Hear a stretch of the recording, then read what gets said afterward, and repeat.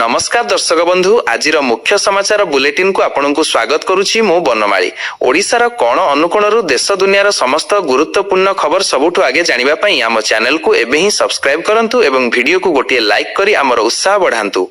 Comment box रे भक्तिर सह जय जगन्नाथ निश्चय लिखंतु। आज आमे आलोचना करिबा पीएम किसान सुभद्रा योजना सुना दर एवं आजिर पाणीपाग विषय रे। तेबे आसंतु नजर पकाइबा आजिर प्रथम बड़ खबर उपरे। आज सुना और रूपा दर रे बड़ परिवर्तन परिलक्षित होईछि। सुना मूल्य सामान्य बढ़िथिबा बेले रूपा मूल्य बड़ परिमाण रे ह्रास पाइछि। आज 24 क्यारेट सुना 10 ग्राम पिछा बढ़िला 160 टंका बढ़िछि। 24 क्यारेट सुना 10 ग्राम प्रति दर 1,84,710 टंका को वृद्धि पाइछि, जहा गतकाली 1,84,550 टंका थिला।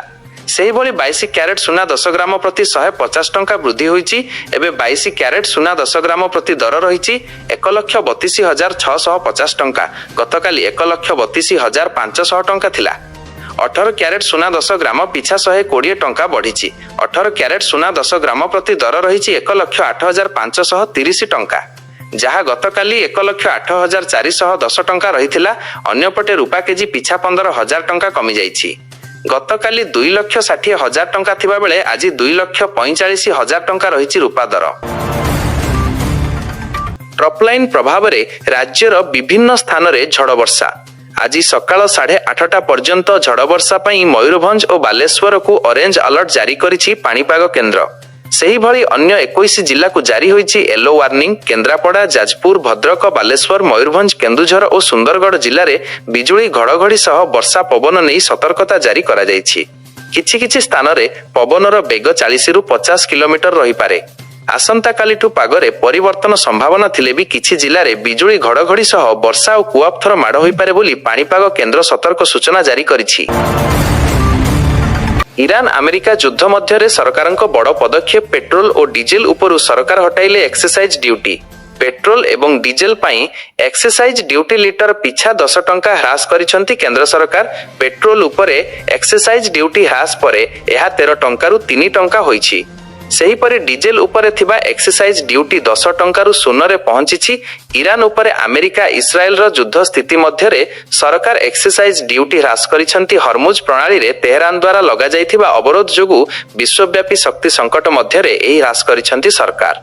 एक्साइज ड्यूटी ह्रास द्वारा एहार सीधा सड़क लाभ तैल उत्पादित कंपनी पाइबे, तेबे एहार लाभ ग्राहकंकु मिलिबो नाही।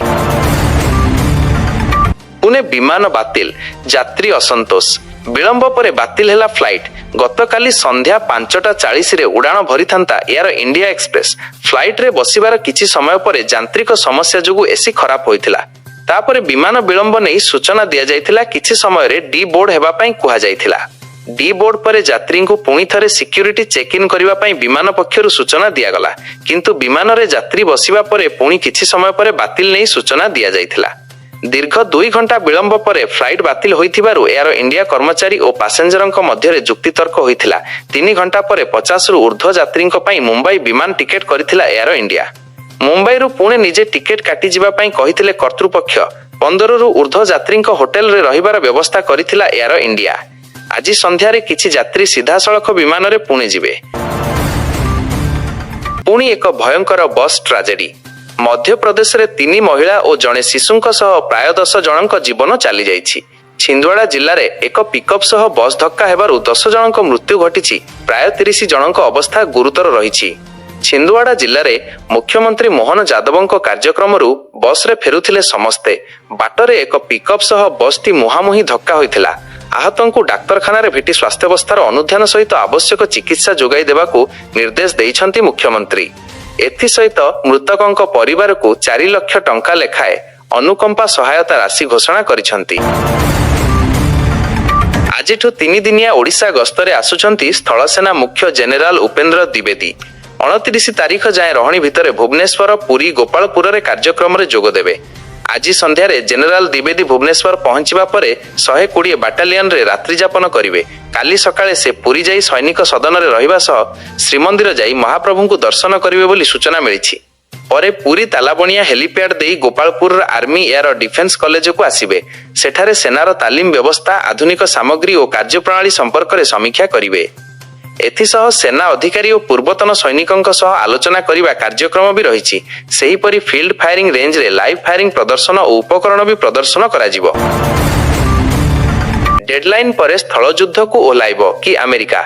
अमेरिका सेनार सबुठु घातक यूनिट 8-2B एयरबर्न डिविजन रो हजारे सैन्य को ट्रंप ईरान पठाउथिबा चर्चा जोर धरिछि। 8-2B एयरबर्न डिविजन हेउछि अमेरिका सेनार इमरजेंसी रेस्पॉन्स फोर्स। एमानंकु खूब कम समय मध्यरे दुनियार कोनोसी स्थान रे मुतयन करा जाई परिबो। सेपटे अमेरिका सह स्थल युद्ध करिबाकू भी ईरान बड़ प्रस्तुति करथिबा सूचना मिलिछि। कुहा जाउछि स्थल युद्ध पई ईरान प्रस्तुत करिछि कोटिए योद्धा, स्वेच्छासेवी योद्धा बाहिनी रे युवक माननकु नियोजित करिछि। आज डेडलाइन सरिबा परे ट्रंप जदि पुणी आक्रमण आरंभ करंती तेबे युद्ध आहुरी भयंकर होई पारे। पश्चिम एशिया रे युद्धर प्रभाव रे अत्यावश्यक द्रव्यर उपलब्धता नै समीक्षा कले मुख्यमंत्री।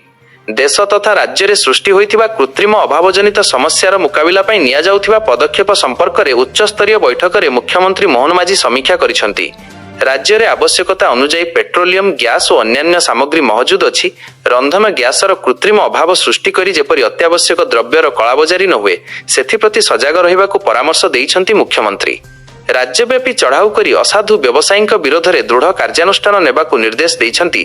सेहीपरि रबी ऋतु चाष पई यथेष्ट सार मौजूद रखिबा उपरे गुरुत्व देइछंती मुख्यमंत्री।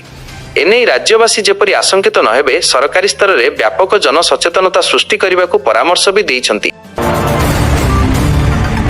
मध्यप्राच्य रे युद्धर प्रभाव रे घांटी हेउछि सारा विश्व।